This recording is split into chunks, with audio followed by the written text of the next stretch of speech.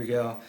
Hi, welcome to On Your Left with Josh. I am a part of the Ironman team as race director for Ironman 70.3 Pennsylvania and do a bunch of other local races here in Happy Valley.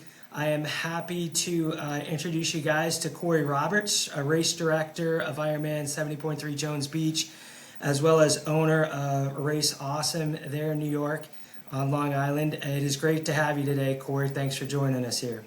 Thanks for having me, Josh. And so this is a brand new podcast, and one of the reasons I wanted to start this is to get you guys that are listening to this and kind of introduce you to the area that you're headed to for race weekend. Some of the podcasts will be about more race weekend, the little nitty-gritty details that we're going to talk about today with getting to the race morning, where the expo is, how to, where you're putting your bike, how to get the swim start. Some of these races you're walking a little ways to get to the swim start. We'll talk about North Carolina another time, where you have like 78 different places to go for that race. But we're talking about Jones Beach today, and we're going to dive through on race day where to go, what the swim, bike, run, transition, all that kind of stuff look like with Corey. But other times on the podcast, what I'd like to bring are introduce races or talk about races that are a few months down the road. Like one of Corey has a new race that he's got. It's where? Omaha, you're sealing. Yeah. So we're trying things out here on this new pod. But, talk about that race, some of the cool things about that, why it would be one to put on your list to check out. But we're here, like I said, talking about Jones Beach today. And Corey, thanks again for joining us. And so, Corey, tell us a little bit about yourself. How'd you get involved with Ironman and also Race Awesome? So I guess I've been involved with Ironman since 1996. So 1996 was when I completed my first Ironman in Foster Tuncurry in Australia. That's how I got into it. I started racing triathlon in 1988. I came from a swimming background. So in my first triathlon, I was 11. And my first full Ironman, I was 18. So that was pretty cool. But I'm a chef by trade, and I made my way to New York, met my wife, or my now wife, while I was traveling around the world and cooking my way around the world. And she was from Long Island, and I settled on Long Island, and really, here I am.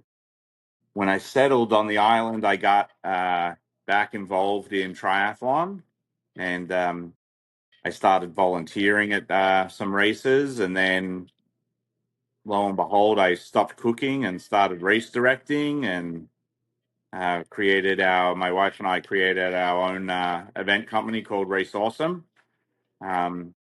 We produce about 16 events across Long Island, and I think in end of 2014, I started trying to permit a 70.3 at Jones Beach. So it took about 8 years of hard work and trying to convince New York State Parks, and also trying to convince Ironman that this was the place to race. Finally, someone listened to me, and now we have this amazing event on Jones Beach. That's great. Corey does make some good food, and if you follow him on Facebook there, and he's often posting his barbecues and such, and I just wish I could go right over there and grab some of that stuff that you're cooking. It looks so good. So if you're ever around one of his events, he's grilling and stuff, grab some of his food. It's excellent. So what's your Race Awesome website? RaceAwesome.com. There you go. Check that out. He's got a whole bunch of races there, and mostly in that Long Island area, right? Correct. Really all in Long Island now. Yeah. Used to have a couple in New Jersey, but we stopped going there. Gotcha. So, and then on to the Ironman 70.3 Jones Beach. That race date is Saturday, September 20th. I keep wanting to say June because that's our race here in Happy Valley, but Saturday, June 20th. It's just around the corner. There's still September some spots. 20th. September, I told you. Yeah. We're new at this here, but September 20th, and there's still some spots open. You can get signed up. So race weekend is just around the corner. A lot of, when I am, whether I'm going to Haines City or some of these new races to me, a couple last year was up to Augusta, Maine, and I had no idea what really. I mean, I went to the expo and such. If I'm going to the expo, it's Jones Beach State Park. Which main street are most of the people coming down to get to that, and how do they get into the expo? But there's two ways to get to, there's three ways to get to Jones Beach: either the Meadowbrook Parkway, the Wantor Parkway, or the Ocean Parkway. And all of them lead you to Jones Beach. And you're just looking to park in Field 5. There's no real set address. You could try 1,000 Ocean Parkway. You could punch in Field 5. It'll all get you there. You want to get yourself to the Jones Beach Theater, basically.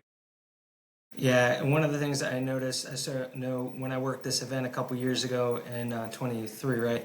That some events, doesn't matter what other Ironman or another races. Sometimes the parking can be a challenge, and at this race, it's some big parking lots, and it's just like you said, just a few spots to avenues to get there. So the parking is really good. You just punch it into your that location, and it'll get you there. So that's for the expo, and mainly everything is really tight. Everything is really in, whether it's the expo, the transition zone, the finish line is all kind of right there near where the swim exit, all that kind of stuff is. And so tell us about the swim start. So you park race morning. What time's the parking lot open? What time can we get there? You could get there at 3 o'clock if you wanted, to be honest There with will you. be some people there. Yeah, But there is. yeah, There is. The and so parking. The parking's technically open, so. okay. But I would recommend arriving to the race site sometime between 5 and 5:30. And race start. Or what time's the first swimmer in the water? First swimmer in the water is 7 a.m. Okay. So you get to the parking lot, you walk, and it's right next to the transition. Where the parking lot is right. You just get out of your car, and 100 yards away is the transition. They're about, might be a little bit farther, but it's right there. So it's not It's like you have to walk a mile. It's right there. Even if you park in Field 4, which is the adjacent parking lot, because Field 5 will get really busy, you can always park in Field 4 with no line. I actually did a video the other week where I timed my walk from Field 4 to transition. It was 2 minutes and 19 seconds. There you go. There you go. So you get to the transition, you get air in your tires, all that kind of stuff at Ironman transitions. We have a whole bunch of tire pumps, all that kind of stuff. Some tech guys there helping you out. If you all of a sudden show up and you got a flat tire or something, they can help you out. But then, all right, so you get your tires and your gear and your goggles, and you're ready to go to the swim start. From the transition, I can share that actually here. Let me share my screen. I have got share this guy. So here is oops. I think that's the swim. Was it? That was the swim.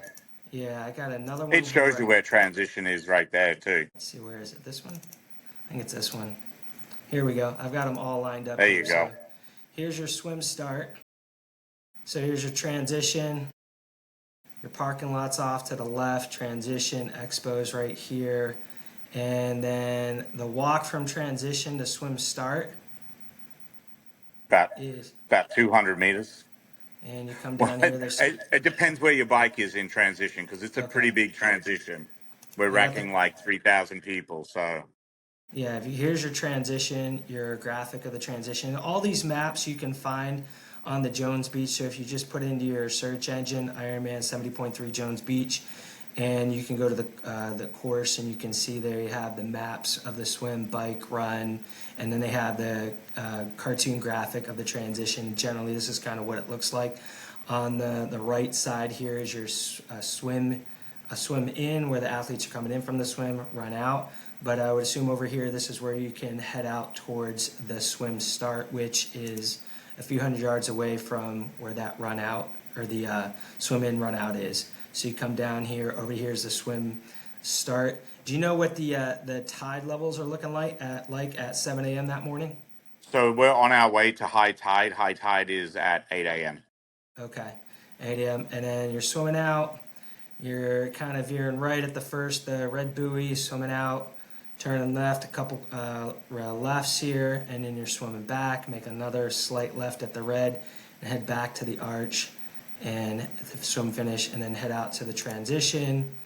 You're running through here. This was my spot right here a couple years ago. Hung out here. A lot of fun watching that.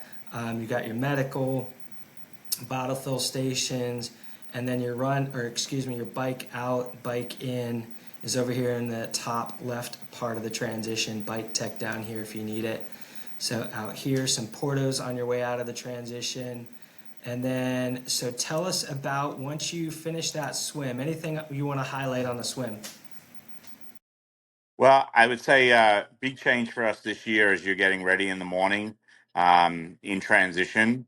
We are actually we're adding about 3 times the amount of porta johns that were in there last year. And we're going to open the porta johns in transition in the morning.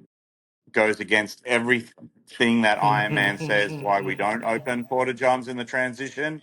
Um, but for 2 years, Josh, it's been a complaint in my athlete survey that the Sure. porta johns are locked in transition.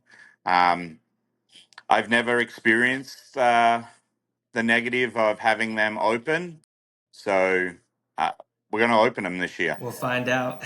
Well, I'll find out for sure. So Yes. they will be open in the morning. Big deal. That said, when the cannon goes and we start our race over at swim start, our team is going to walk that transition. And if you're still standing in line for a porta john at 7 a.m., you're going to be asked to leave that line, leave transition, and Sure. go to the swim corral area where we have 50 Chip porta quarters. johns. And all right, so porta johns, a bunch of extra porta johns in transition, and then over by swim start, I remember there was a sea of porta johns over there. So Big sea of porta johns.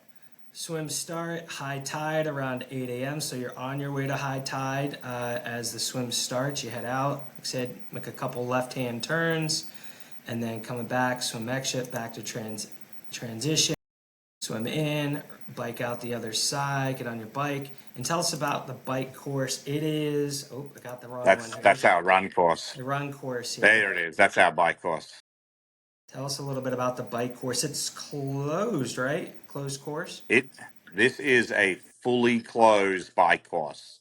You have 2 to 3 lanes in either direction. We close down the north and southbound sides of the Wantor Parkway, and it is flat, Josh. It like I had pimples that had more elevation gain and loss when I was a Yeah. teenager. I like down here looking at this. This was cracking me up. I was looking at this It looks big, beforehand. right?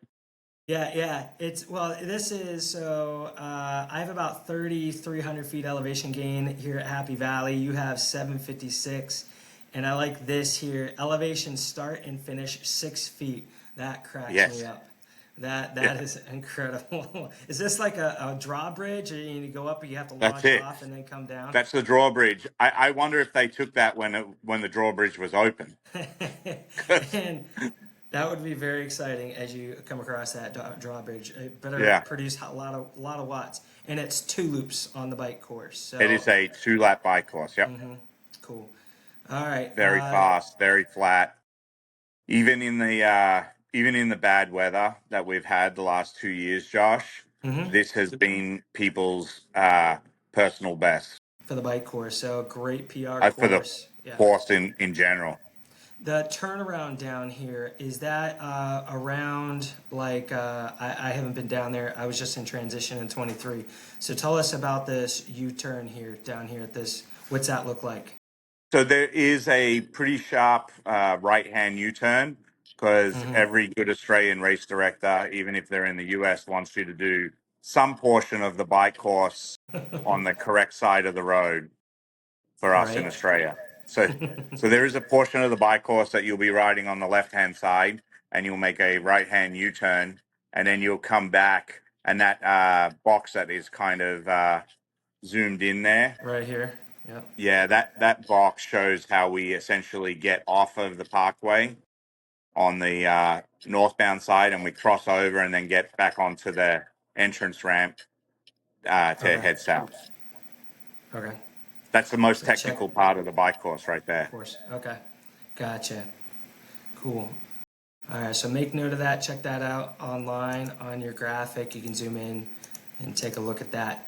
And then, all right. So now we get back to the transition. Dismount here in this corner. Head back. Drop your bike.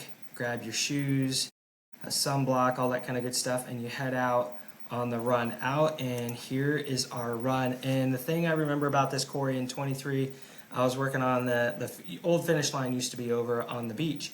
And I just remember it was just an incredible view. I was working on it on Friday, all day Friday, and just the beach was just, it was gorgeous watching the waves. So you'll be able to see that as you're running this course. You'll have just a beautiful, the view of the water off to your one side. So tell us about the run.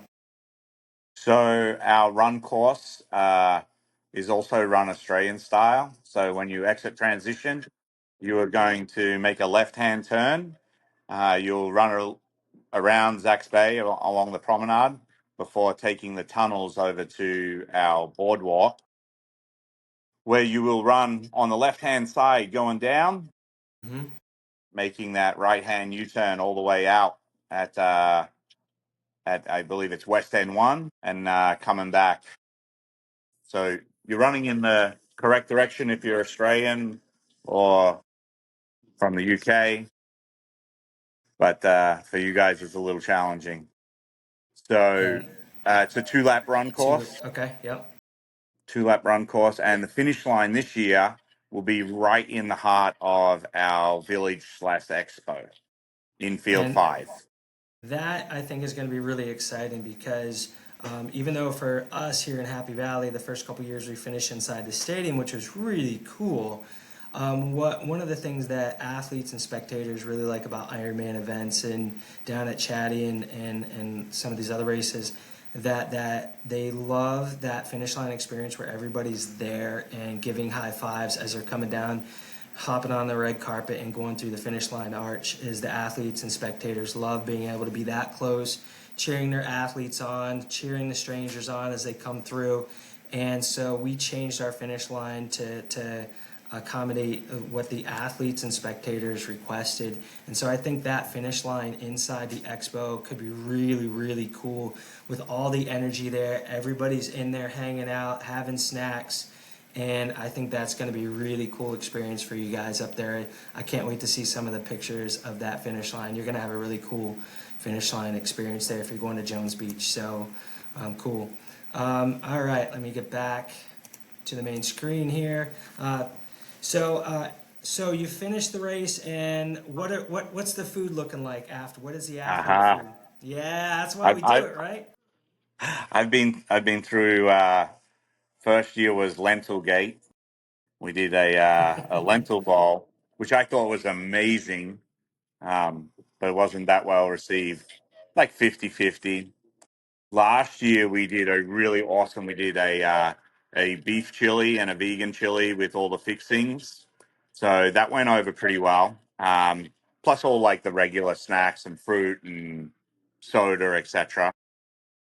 This year we're doing burgers and fries. Nice. So we've got this great place in Baldwin where I live called the No Good Burger Joint, and they are doing smash burgers at the finish line. Very nice. Um, so so hard work and get a smash burger. There's Nice. also a That's veggie burger option as well, so okay. This can be really good. This can be good. it's going to be Smash burgers. good. Yeah. Yeah. It sounds Yeah, excellent.